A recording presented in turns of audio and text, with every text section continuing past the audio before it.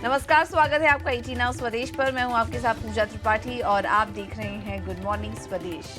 और कल की छुट्टी के बाद आज भारतीय बाजार खुले हैं और आज एक्सपायरी का भी दिन है। देखना होगा कि आज कौन से लेवल्स इंपॉर्टेंट होंगे, ये हम आगे मार्केट एक्सपर्ट से समझने की कोशिश करेंगे। लेकिन आगे फोकस रहेगा ग्लोबल मार्केट की क्यूज पर और साथ ही साथ खबरों वाले शेयर्स कौन कौन से हैं, कमोडिटी मार्केट का पूरा एक्शन भी एक एक करके आपके सामने बताएंगे। तो पिछले कुछ दिनों की कमजोरी के बाद आज हम देख रहे हैं कि ग्लोबल मार्केट्स थोड़ा संभलते हुए नजर आ रहे हैं। बॉन्ड मार्केट, कमोडिटी मार्केट भी थोड़ा कूल ऑफ हुए।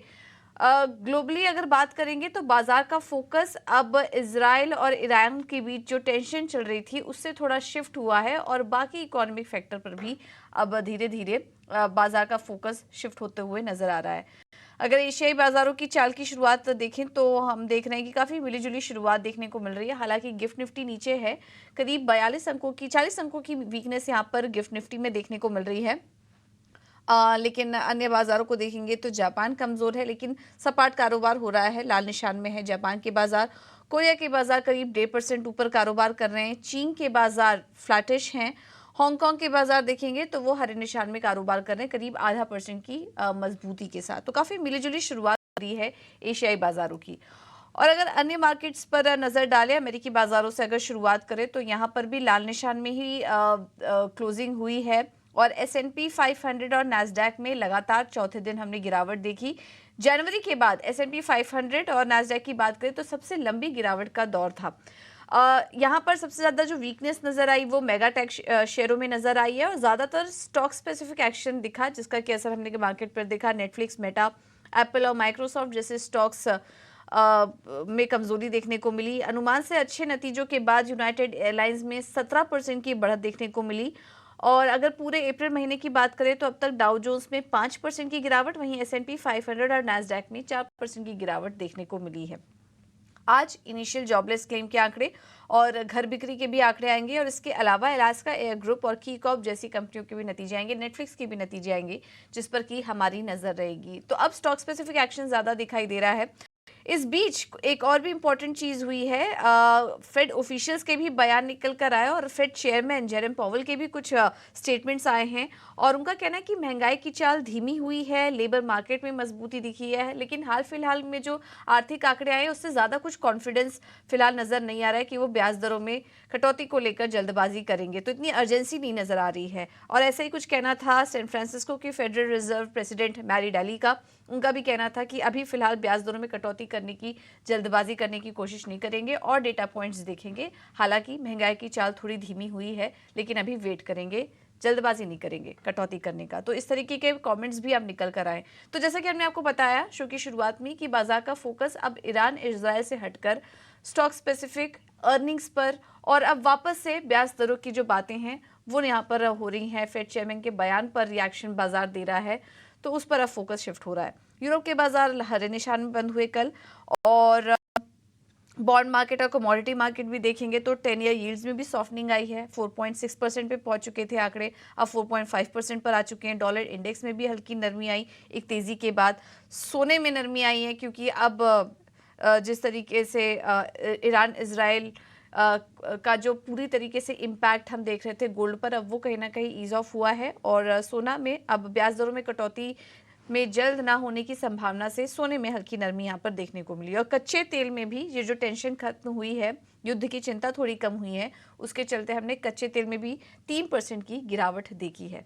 तो हम देख रहे हैं कि थोड़ा कूल ऑफ हुए हैं, संभलते हुए नजर आ रहे हैं बाजार। जो जियोपॉलिटिकल टेंशन का माहौल बन रहा था उससे थोड़ा शिफ्ट हुए हैं बाजार, लेकिन कमजोरी अभी भी बनी हुई है। अर्निंग्स पर आगे फोकस रहेगा और कुछ और भी आंकड़े आएंगे, अब उस पर दुनिया भर के बाजारों की नज़र टिकी हुई है। तो ये है इस वक्त ग्लोबल संकेत, बहुत ज़्यादा नेगेटिव भी नहीं कहेंगे लेकिन बहुत ज़्यादा पॉजिटिव भी नहीं है, ठीक ठाक स्टेबल संकेत ही मिल रहे हैं ग्लोबल मार्केट से।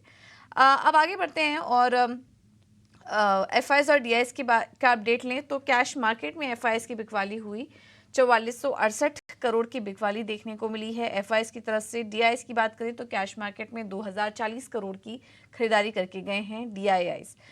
इंडेक्स फ्यूचर में 3,154 करोड़ की बिकवाली का आंकड़ा है। वहीं इंडेक्स ऑप्शन में करीब करीब 18,000 करोड़ से ज़्यादा की खरीदारी एफआईआईज की तरफ से हुई है। तो यहाँ से भी एफआईआईज और डीआईज के आंकड़ों को भी देखेंगे। ये 16 अप्रैल के आंकड़े, क्योंकि कल रामनवमी के मौके पर भारतीय बाजार बंद थे, तो ये 16 अप्रैल के आंकड़े हम आपको दिखा रहे हैं और काफ़ी मिले जुले आंकड़े यहाँ पर भी देखने को मिल रहे हैं।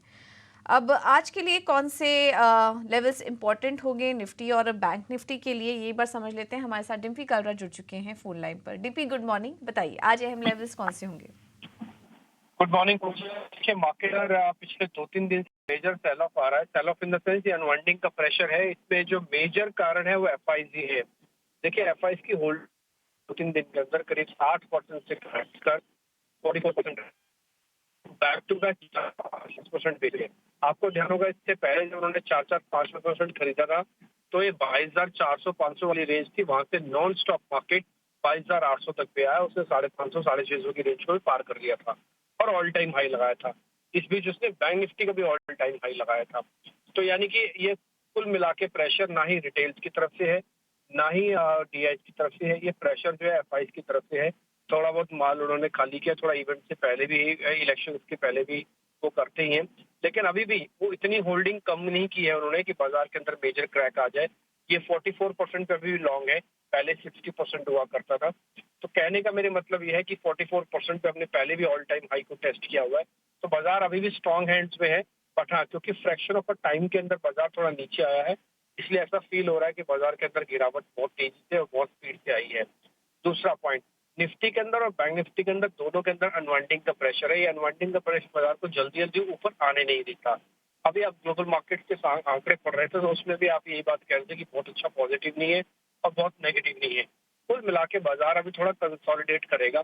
पहला इसका काम क्या है? पहला इसका काम है गिरावट को रोको। चलेगा तो बाद में, पहले गिरावट तो रोको, क्योंकि नॉन स्टॉप मार्केट के अंदर गिरावट आ रही है पिछले 3-4 दिनों से और ये गिरावट सीवियर है। ये क्रिटिकल सपोर्ट्स को ब्रेक कर रही है। तो इसलिए आज का जो इम्पोर्टेंट एरिया है वो 22,000 का, अभी तक वो ब्रेक नहीं हुआ। हमने कल भी आपको परसों भी नोटिस कराया था। और कोशिश करना जितना 22,000 के आसपास खरीद पाओ ज्यादा अच्छा है, क्योंकि वहां पे आपका रिस्क रिवॉर्ड काफी अच्छा है। बहुत ही छोटा सा 200 पॉइंट का एक स्टॉप लॉस लगेगा 21,800 का, और 22,000 के आसपास अगर आपकी बाइंग हो जाती है तो पुल बैक के अंदर और पैसे बनने के चांसेस काफी ज्यादा है। यह है पहला पॉइंट। दूसरा पॉइंट, अगर आप बैंक निफ्टी को डाटा को चेक करेंगे तो बैंक निफ्टी के अंदर भी थोड़ा इस समय अनवाइंडिंग का प्रेशर है। बैंक निफ्टी कल तक तो बहुत सस्ता था, लेकिन लास्ट ट्रेडिंग सेशन में भले वो 288 पॉइंट टूटा, लेकिन उसका पीसीआर बढ़ गया, पुट कॉल रेशियो बढ़ गया। इसका मतलब है कि बैंक निफ्टी ओवरसोल्ड से फेयर वैल्यू पे आ गया है। तो बैंक अभी ओवरसोल्ड नहीं है, तो इसलिए कोई बड़ी बात नहीं कि बैंक में भी हल्के फुल्के क्रैक अभी और आपको विजिबल हो जाए। आप कुछ नहीं करना, आपको एक छोटा सा मैं पॉइंट्स बता देता हूँ। आप चाहे तो 47,200 के आसपास एक बड़ी पोजीशन के ऊपर बना सकते हैं। 47,000 के नीचे या 47,000 के आसपास अपना एक स्टॉप लॉस रखें। मैं फिर से रिपीट करता हूँ, 10 to 20% से ज्यादा आपकी पोजीशन मार्केट में होनी नहीं चाहिए। इंडाइसेस में 40% पैसा आप स्टॉक्स में रखें और 40% इस समय कैश के अंदर रखें। आपको देखिए भरपूर मौके मिल रहे हैं। टीसीएस आईएमडी की अच्छी रिपोर्ट्स आने के बावजूद भी बाजार कोई रिएक्शन नहीं दे रहा है। जिनके पास भी पोजीशन है ऑलरेडी, उनको हमने वैसे भी फ्री कर रखा है और उनको भी एंट्री के लिए वेट करवाया है। अभी भी आपने देखा होगा, हमने एक ट्रेलिंग स्टॉप लॉस डाला था 22,000 का जो कटा है, और उसके बाद अभी हमने वेट करवा रखा है। तो अभी आप अपने लेवल्स के साथ ही वेट करो। जल्दबाजी में आने की या जल्दबाजी में बाहर निकलने की कोई जरूरत नहीं है। आपको जो लेवल्स हमने शेयर किए वो आपके सामने है, आपके स्क्रीन पर चल भी रहे हैं। एफआईज की तरफ से मेजर प्रेशर है। 1 से 2 दिन में एफआईज को और देख लेंगे। अगर उनके प्रेशर लगातार बना रहता है मार्केट के अंदर तो ये 22,000 का लेवल भी टूटेगा। तो इसलिए आप थोड़ा क्रिटिकली वॉच कीजिएगा, इससे बड़ी पोजीशन से थोड़ा बचिएगा। और यही ऑप्शन ट्रेडर्स को थोड़ा रुक के काम करना चाहिए, देख के काम करना चाहिए। ठीक है। तो ऑप्शन ट्रेडर्स थोड़ा संभल के ट्रेड कीजिए। ये इंपॉर्टेंट सपोर्ट और रेजिस्टेंस लेवल भी आपको बता दिए हैं निफ्टी और बैंक निफ्टी दोनों के लिए। डिम्पी, बहुत बहुत धन्यवाद आपका ये पूरा एनालिसिस करने के लिए आज बाजार पर। तो ये तो हमने इंपॉर्टेंट लेवल्स आपको बताए और रेंज आपको बता दिए कि किस रेंज का आपको ध्यान रखना है। उतार चढ़ाव बना रह सकता है और ध्यान रखिए आज एक्सपायरी का भी दिन है, तो उस लिहाज से भी थोड़ा वॉलेटाइल रहेगा। बट ऑप्शन ट्रेडर्स यहाँ पर संभल के ट्रेड करें। आगे बढ़ते हैं और बाजार पर एक और नीति देने के लिए हमारे साथ एडलिटिक के आदित्य अरोड़ा जी जुड़ चुके हैं। Aditya ji, thank you so much ET now Swadesh को समय देने के लिए। क्या करें आज निफ्टी और बैंक निफ्टी में, कैसे ट्रेड करें, लेवल्स आप हमें समझाइए और इसके अलावा स्टॉक स्पेसिफिक रणनीति क्या होगी आज के लिए? वेरी गुड मॉर्निंग पूजा जी। देखिए मेरे हिसाब से ट्रेंड बाजार का डाउन है।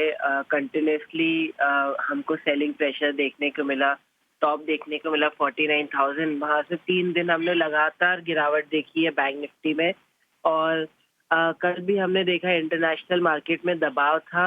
अलोंग विद दैट डेटा भी थोड़ा नेगेटिव आ रहा है। कैश मार्केट में इंस्टीट्यूशन की सेलिंग आ रही है, एफआई की सेलिंग आ रही है, इसलिए बाजार में काफ़ी सप्लाई है और बहुत अच्छा डिमांड नहीं है, तो वो कैश स्टॉक में थोड़ा-सा प्रेशर क्रिएट कर रहा है और एफएनओ नेम्स में भी प्रेशर आ रहा है। अलोंग विद दैट डेरिवेटिव्स में भी शॉर्ट बिल्डअप हो रहा है, लॉन्ग अनवाइंडिंग हो रही है, तो वो भी एक थोड़ा बाजार के लिए प्रेशर बना रहा है। तो अभी उस हिसाब से अगर हम एनालिसिस करें, सबको पुट टुगेदर करें, तो बाजार एक रनअवे रैली में नहीं है, ऐसी अपॉर्चुनिटी नहीं है कि यहाँ से खरीदेंगे और बाजार एकदम भाग जाएगा।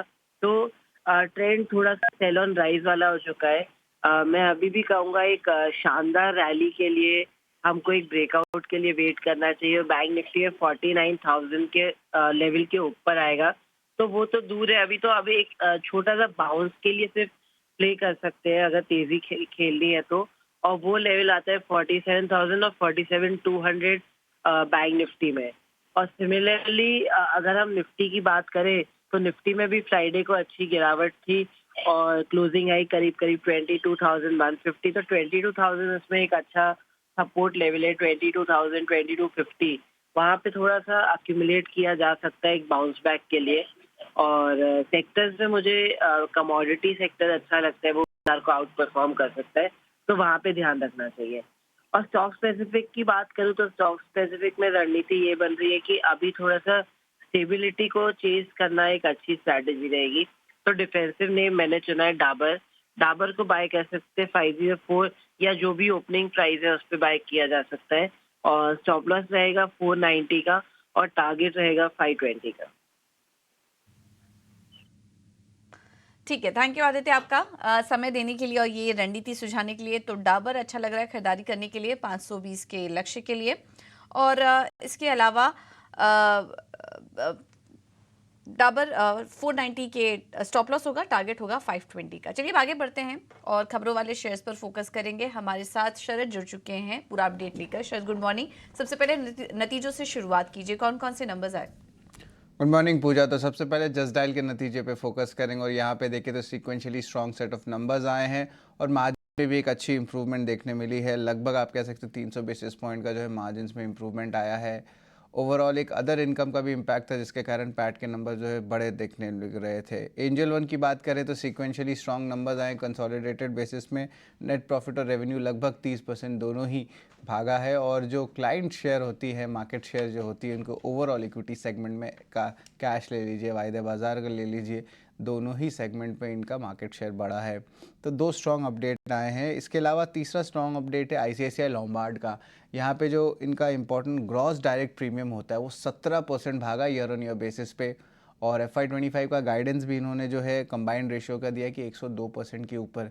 जो भी ऑपरेशनल पैरामीटर हैं इनके इंश्योरेंस कंपनीज़ के, तो ये सारे ही जो कह सकते हैं पैरामीटर जो है एनालिस्ट एस्टिमेट से बेटर आए हैं, तो अच्छा रिएक्शन स्टॉक में देखने मिल सकता है। वही टाटा कम्युनिकेशंस के बारे में बात करें तो थोड़े कमज़ोर नतीजे देखने मिले हैं। टॉप लाइन में भी थोड़ी सी ड्रैग आई है, फ्लैटिश रही है, बट ओवरऑल कंबाइंड बेसिस पे जो है नंबर्स थोड़े वीक आए हैं। आप देख रहे होंगे नेट प्रॉफिट का आंकड़ा बहुत बड़ा दिख रहा होगा आपको। इसका रीज़न यही है क्योंकि एक्सेप्शनल लॉसेस बेस क्वार्टर में देखने मिले थे, तो बेस क्वार्टर का एडजस्टमेंट के कारण आपको प्रॉफिट ज़्यादा दिख रहा है, बट ओवरऑल जो है नतीजे कमज़ोर आए हैं, एनालिस्ट एस्टिमेट से कम आया है। तो ये तो चार आपके Q4 अर्निंग्स हो गए हैं। और इसके अलावा Q4 अपडेट में टार्क, आपके सनटेक रियलिटी और ब्रिगेड एंटरप्राइज, ये तीनों कंपनी की ऑपरेशनल अपडेट भी जो है स्ट्रांग देखने मिली है, तो इनको भी ज़रा फोकस में रखिएगा। बिल्कुल। तो ये हैं कुछ नतीजों वाले शेयर्स जहां पर कि आज नज़र रहेगी। क्वार्टरली अपडेट आए कुछ कंपनियों के, ये सभी फोकस में रहेंगे। सर इसके अलावा खबरों वाले शेयर्स भी बताइए। आज वोडाफोन आइडिया जो है पूजा सबसे इम्पोर्टेंट रहने वाला है ट्रैक करने के लिए। यहाँ पे जो उनके बड़े इन्वेस्टर्स थे वहाँ से तो 5,400 करोड़ उन्होंने उठाया, जैसे कि दिग्गज इन्वेस्टर्स GQG, फिर आता है ADI Abu Dhabi investment authority, Fidelity, Indian के जो बड़े कंपनीज़ हैं म्यूचुअल फंड्स, उनका भी पार्टिसिपेशन आया, विकास खेमानी, प्रमोटेड कार्नेलियन ने भी जो है अपनी थोड़ी स्टेक ली है इस एफपीओ में। लेकिन आज इम्पोर्टेंटली 18,000 करोड़ देश का सबसे बड़ा एफपीओ जो है आज खुलने वाला है, जो प्राइस बैंड है 10 से लेके 11 रुपए का है, तो इसको भी ज़रूर ट्रैक करिएगा।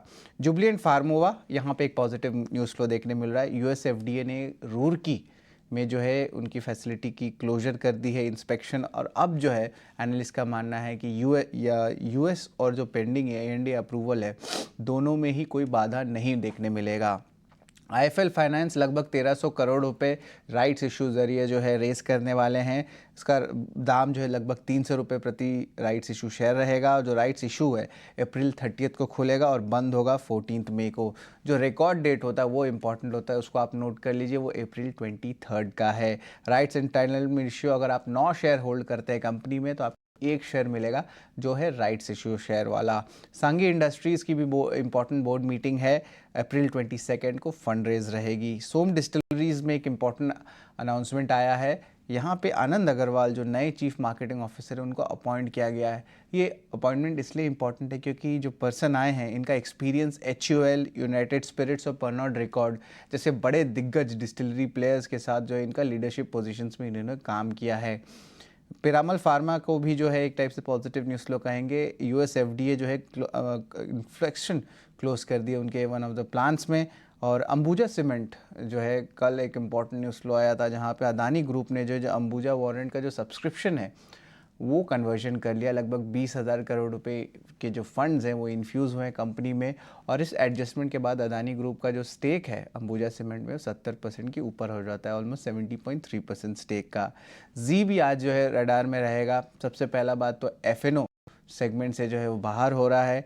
बोर्ड ने नई ऑर्गेनाइजेशनल स्ट्रक्चर की भी अप्रूवल दे दी है, और इम्पोर्टेंटली उन्होंने जो NCLT में अपनी बात कही थी मर्जर प्रोसेस को लेके, अब उस याचिका को उन्होंने वापस भी ले लिया है।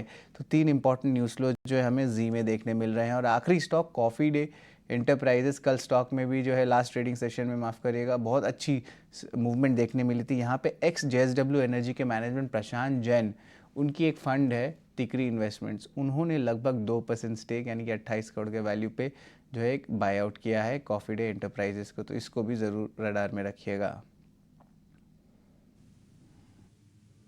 ठीक है, तो ये हैं खबरों वाले शेयर्स। काफ़ी ढेर सारी खबरें आई हैं ओवर द वीकेंड और कुछ इंपॉर्टेंट अहम खबरें, उसका पूरा एनालिसिस अभी शरद आपको बता रहे। बात करते हैं ब्रोकरेज रिपोर्ट की। हमारे साथ गौरव जुड़ चुके हैं पूरा अपडेट लेकर। गौरव, गुड मॉर्निंग, बताइए। जी, तो सबसे पहले बात करते हैं टेलीकॉम सेक्टर की, जहाँ पे IIFL ने कई कंपनीज़ पे टारगेट प्राइस बढ़ाया है। तो जैसे अगर हम वोडाफोन आइडिया की बात करें तो वहाँ पे टारगेट प्राइस उन्होंने बढ़ा के 14 रुपीज़ का किया है। इंडस टावर्स पे यही टारगेट प्राइस बढ़ा के उन्होंने 379 रुपीज़ का किया है। और भारतीय एयरटेल का जो टारगेट प्राइस था वो उन्होंने बढ़ा के 1379 रुपीज़ का किया है। तो उनका मानना यह है कि कहीं पर वोडाफोन आइडिया का ये जो FPO है उसमें भी वो सजेस्ट करेंगे कि इन्वेस्टर्स ने इन्वेस्ट करना चाहिए, और आगे जाके ये जो वोडाफोन आइडिया के फाइनेंशियल सुधारने वाले हैं इसकी वजह से कहीं पर हमें पॉजिटिव इम्पैक्ट इंडस टावर्स पर भी देखने को मिल सकता है, और इंडस टावर्स आगे जाके डिविडेंड्स भी रीइंस्टेट कर सकता है। और आखिर में उनका मानना यह है कि कहीं पे उनको 2 राउंड्स देखने को मिल रहे हैं टैरिफ हाइक के, मतलब एक्सपेक्ट कर रहे हैं वो, और इसी के चलते हुए कहीं पे वोडाफोन आइडिया और भारतीय एयरटेल को कहीं पे बेनिफिट होने की काफ़ी ज़्यादा चांसेस है। अगली बात करते हैं मारुति की, जहाँ पे बर्नस्टीन ने आउट परफॉर्म रेटिंग मेंटेन करते हुए टारगेट प्राइस बढ़ा के 14,400 रुपीज़ का किया है, क्योंकि उनका मानना है कि कहीं पे पिछले कुछ सालों में हमने देखा है कि होंडा ने अर्निंग्स के मूवमेंट में आउट परफॉर्म किया था मारुति को, क्योंकि उनके SUV का पेनिट्रेशन काफ़ी ज़्यादा था। बट अभी मारुति में भी एक पेस देखने को मिल रहा है SUV के प्रोडक्शंस में, और आगे जाके ये जो हाइब्रिड है इसकी वजह से एक काफ़ी अच्छा अपॉर्चुनिटी मारुति को देखने को मिल सकता है, और इसी के चलते हुए एक पॉजिटिव व्यू उनके तरफ से भी देखने को मिल रहा है, जहाँ पे उन्होंने टारगेट प्राइस इंक्रीज़ किया है 14,400 रुपीज़ पे। अगली बात करते हैं LTI माइंट्री की, जहाँ पे मैक्वेरी ने आउट परफॉर्म रेटिंग तो बरकरार रखा है बट टारगेट प्राइस कट करके 6,250 रुपीज़ का किया है, जो कि पहले 7,050 रुपीज़ का था। तो ये जो टारगेट प्राइस कट किया है उसका मेन रीज़न ये है कि कहीं पे ये जो सिनर्जीज के बेनिफिट्स थे उसमें कहीं पे उन्हें एक रफ पैच देखने को मिल रहा है, और आगे जाके इस क्रॉस सेलिंग की जो सिनर्जीज है उसमें डिमांड रिकवरी के बाद ही कहीं पे उन्हें एक पॉजिटिव व्यू देखने को मिल रहा है। और आगे जाके उनका मानना है कहीं पे आउट परफॉर्म रेटिंग मेंटेन किया है, क्योंकि स्ट्रक्चरली एक कंपनी काफ़ी अच्छी है, बट फिलहाल के लिए उन्होंने टारगेट प्राइस जो है वो कट किया है। और आखिर में बात करते हैं ICICI लोम्बार्ड की, जैसे कि रिजल्ट्स आ चुके हैं। एक काफ़ी अच्छा क्वार्टर ICICI लोम्बार्ड ने रिपोर्ट किया था, जहाँ पे ग्रोथ काफ़ी अच्छा रहा है।